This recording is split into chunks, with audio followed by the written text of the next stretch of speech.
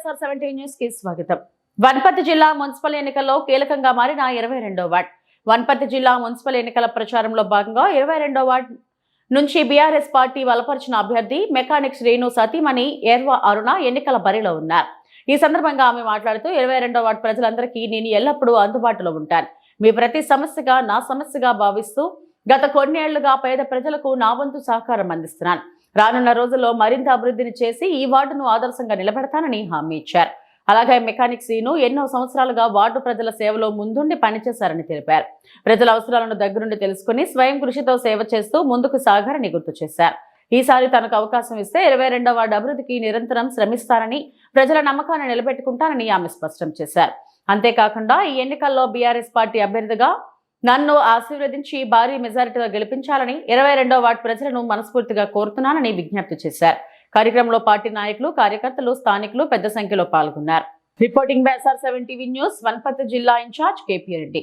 22వ ward Bhagat Singh Nagar Erava Aruna mechanic Singh గారు ward కౌన్సిలర్గా support చేస్తున్నాము, పోటీ చేస్తున్నాము.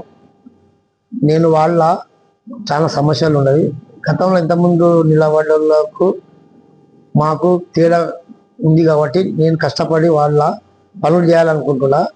గతంలో నేను మున్సిపాలిటీకి వెళ్ళి ఓడిపోయినా, గత పోయినసారి 5 ఏళ్ళ కిందట ఓడిపోయినా, మళ్ళీ అదే పని చేసుకుంటా 5 ఏళ్ళ నుంచి నేను పని చేసుకుంటూ వస్తున్నాను. మళ్ళీసారి మనకి రావాలని కొన్ని కారణాల వల్ల గతంలో ఉన్న మాజీ కౌన్సిలర్ గారు మనము పనులు చేస్తుంటే అడ్డగించడము, మనం ఏమైనా చేస్తుంటే అట్లా చేస్తున్నారు వాళ్ళకి ఆఫీసులో ఇబ్బంది పెట్టడం జరిగిన వాళ్ళు చాలా బాధపడిపోయినా నాకు వెళ్ళి మీరు బాధపడడం అవసరం లేదని చెప్పి నేను సొంత మనసులను పెట్టుకొని వాళ్ళ పనులు చేసుకుంటూ వచ్చేసిన.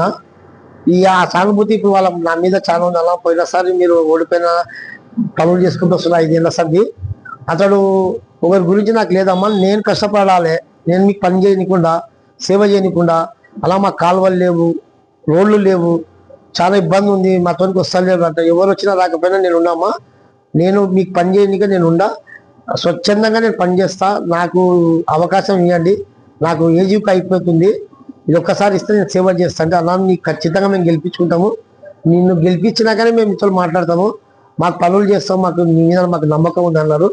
నా మీద చాలా నమ్మకం ఉంది. ఆ నమ్మకాన్ని మాత్రం వాళ్ళ నమ్మకాన్ని నేను పోనీయకుండా కష్టపడి, నేను ఏదో పైసల కోసం కాదు, పైసలు సంపాదించడం కాదు, భగవంతు ఇచ్చిన కాడికి నేను కష్టపడి చేసుకున్నా.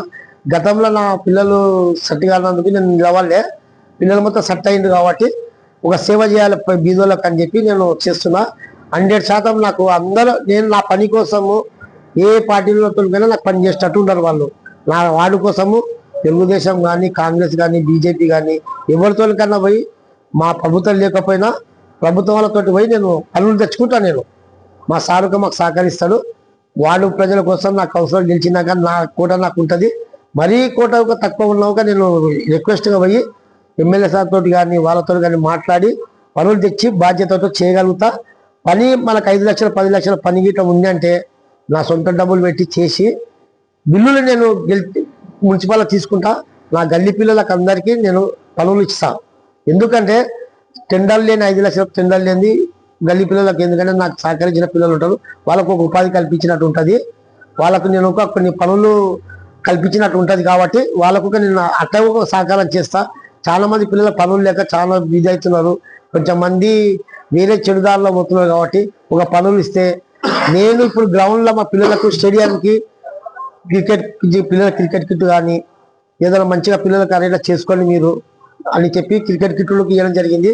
ఆ క్రికెట్ కిట్ ఇచ్చి ఒక స్టేడియం కావాలన్నా మాకంటే నేను స్టేడియం ఒక స్విచ్ పెట్టినా, మీరు దానిలో పడతానంటే చెడు వ్యసనాలకు పోకుండా దానిపైన పడి, మొన్న గతంలో పెద్ద మండలం గతంలో ఏదో ఉండే మొన్న ఒక నెల రోజుల కిందట అలా మాకు క్రికెట్ టీము ఉంది, మాకు బ్యాట్లు లేవంటే బ్యాట్ కొనిపించడం జరిగింది.